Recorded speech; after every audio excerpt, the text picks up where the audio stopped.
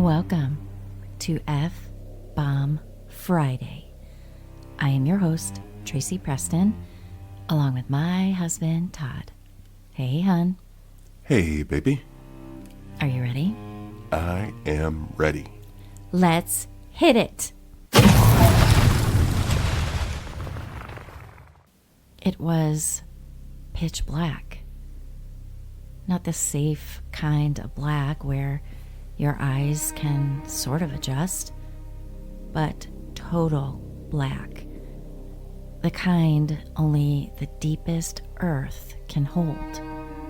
You're underground in a copper mine somewhere in Michigan's Kinawa Peninsula in the late 1800s. Calumet, Quincy, Cliff, Nonesuch, all towns with copper mines. The copper veins, snaking deeper than most men dared wander, your only light is a flickering oil lamp. Your only companions, the echoes of your own breath, and the knocks. Tap, tap, tap. Coming from a place you know is solid rock. The sound isn't metal against stone. It's something else. Something ancient. Something unseen. On today's episode of F-Bomb Friday, we're talking about the knockers of the copper mines. In the mid-1800s, Michigan's Upper Peninsula became a global magnet for miners. Word had spread of the vast native copper waiting under the ancient rock. Rich, pure, and deadly if you weren't careful. Mines like Cliff, one of the earliest and most productive in the region, drew men from everywhere. Among them were the Cornish, tough, superstitious, experienced miners from Cornwall, England. Locals called them Cousin Jacks because when asked if they had relatives back home who might come to work, they'd say, "Well, me cousin Jack'd come if he pay his way." Cornwall's mines weren't just tough, they were haunted with centuries of lore. When these miners arrived in Michigan, they didn't just bring shovels and picks. They brought stories, old beliefs, and the legends of the knockers. Tommy knockers, or simply knockers, are mythical gnome-like spirits believed to live deep within the mine shafts. According to lore, they are described as 2 foot tall, elderly, white-whiskered men with disproportionately large heads and long arms who dress in traditional miners' garb. Also described sometimes as being ghoulish, green-skinned goblins with glowing eyes. They're famously categorized into light, helpful, and dark, malicious behaviors, acting both as guardians and tormentors of the underground. The light knockers are helpful spirits. The name knocker originates from the knocking sounds heard on mine walls, which were believed to be warnings from the creatures about imminent cave-ins or structural failures. They were sometimes believed to be the ghost of deceased miners who helped guide workers to rich veins of ore. Miners often left offerings of food, commonly the crust of their Cornish pasties, to appease the creatures and ensure their continued protection. The Dark Knockers are malicious tricksters. Some legends hold that the knocking sounds were not warnings, but the creatures actively hammering at supports to cause cave-ins. They were known to steal tools, hide equipment, and extinguish candles or lamps, leaving miners in the darkness. If disrespected or neglected, they could become vengeful, trapping miners or luring them into dangerous, uncharted areas of the mine.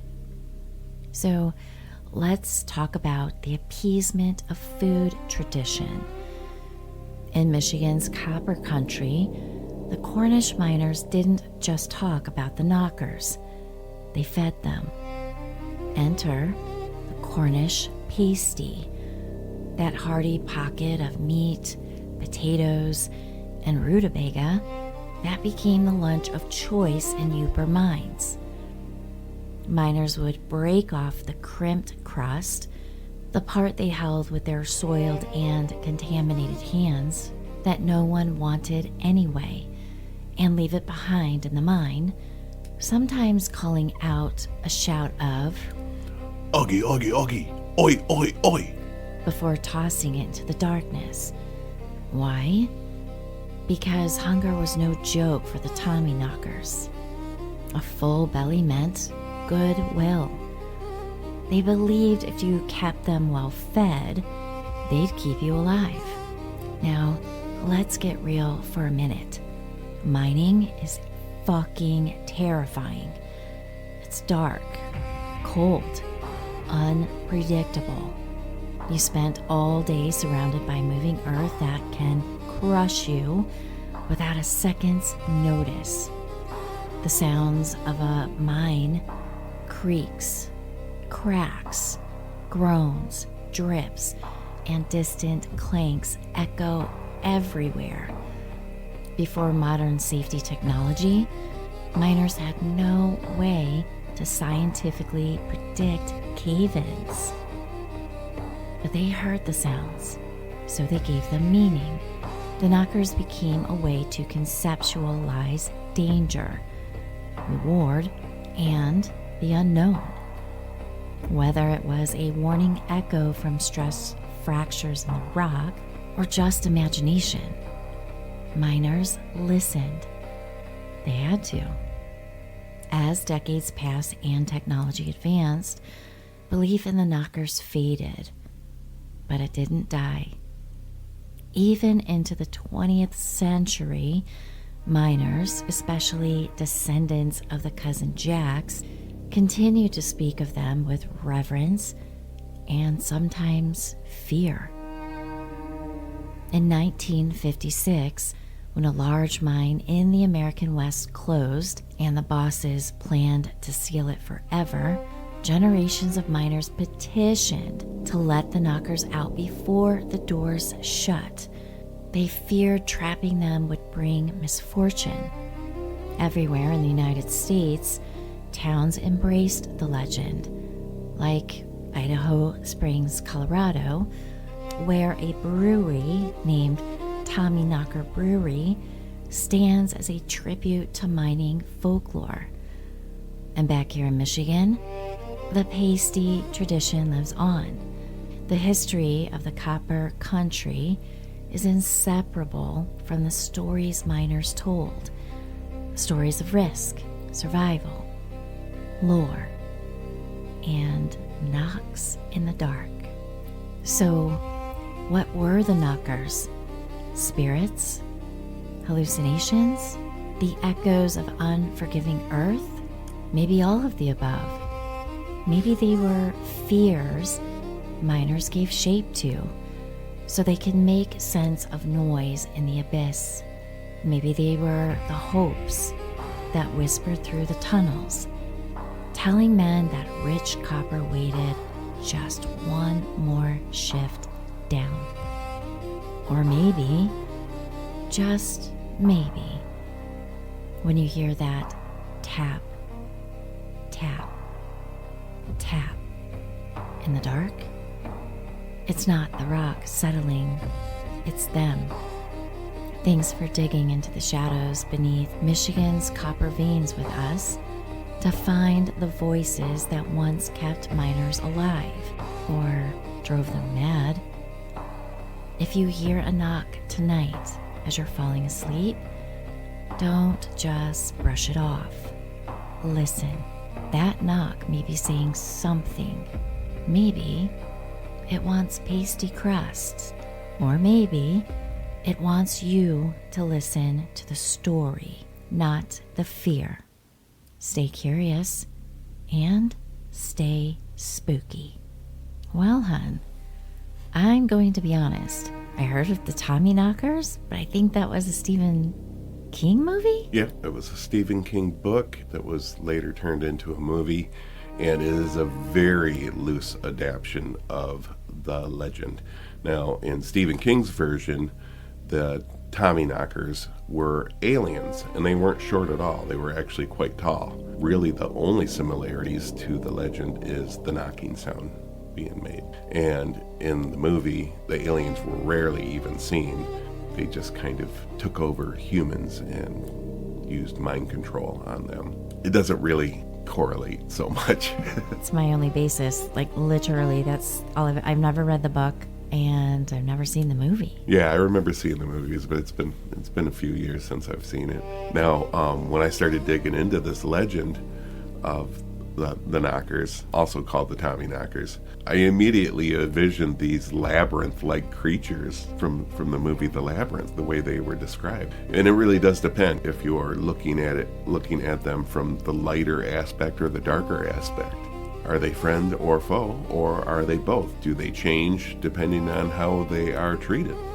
Good question. Did you feed them? Not? Did you feed them some pasties? And that's cool. That's a cool tie-in that's a Michigan tradition, is the pasties, especially up north in Uber country. And I thought that was really cool. And I was like, huh. I bet a lot of people, first of all, a lot of people don't know about the Knockers legend and that it has that pasty tie-in. It's very cool. And I just want to mention, on February 23rd is National Pasty Day. So coming up in just a few weeks is National Pasty Day. So remember the Knockers when you're eating your pasties. And throw away your crust on the ground so somebody can scoop them up and eat them. Right, so that makes sense. So these miners, this was their favorite food. And the crust, because their hands are filthy. They're digging in the earth and they're covered with copper. They don't want to eat the part that their hands are touching. So they discard the crust, extra food. They give it to the Knockers as some appeasement. You look out for us, we look out for you. Yeah, and they're already ingesting way too much ore. Right. And that brings up another point. So our friend Ben Goldman, and he didn't know I was working on this story at the time, he sent me an article about these elusive mushrooms that are in China. Apparently, these mushrooms, they're for consumption. You can eat them, but if you don't cook them thoroughly, they have hallucinogenic properties. Well, all these people that were eating these mushrooms would have these hallucinations of little people or elves, and they all had the same hallucination. So he sent me this article and he said, does this possibly have any tie-ins, do you think, with the shit elves? Now, the shit elves, we've done stories on F-Bomb before, and also the Memegwesi, the little people, which there are lots of little people folklore in Michigan, and we'll get to more of those as well. But it started to make sense, and got me thinking, with hallucinations, are people thinking that these creatures are actually real because they've seen them?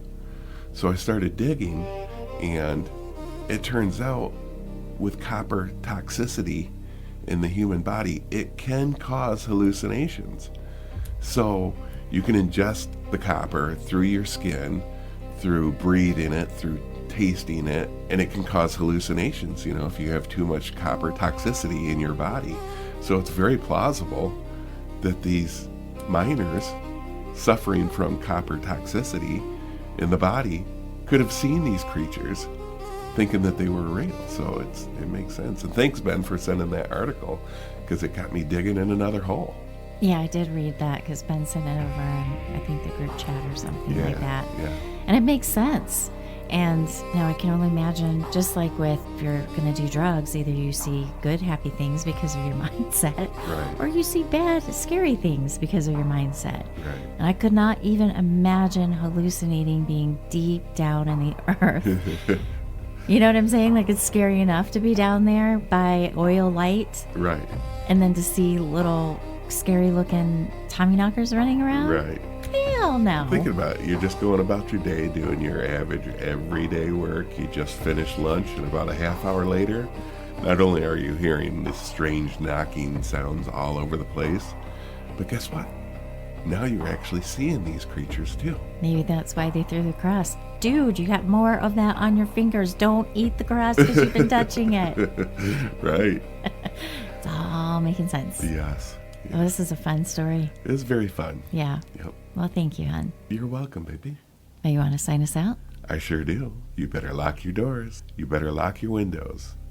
And you just might want to check under your bed. And guess what? What? If I see any of these Tommyknockers under there, I'm going to have a whole basket of pasties. Yeah. Here you go. Yeah. And you know what? I'm kind of hungry right now. I want some pasties. I do too. We need some good ones, though. Yeah. We had some, our downtown festival that they have here. Someone brought them, but I wasn't very thrilled with them. Well, you know what? They weren't very seasoned. You know what? You being the fabulous cook, guess what else I found? While doing the research on this, I also found an authentic recipe for pasties. Well, that's it. Yep. I'll make pasties. There we go. I have plenty to feed the Tommyknockers. That's right. Well, thank you, everyone. Thanks, everybody. And we will see you again on Malice Monday. Oi, oi, oi. See you on Monday.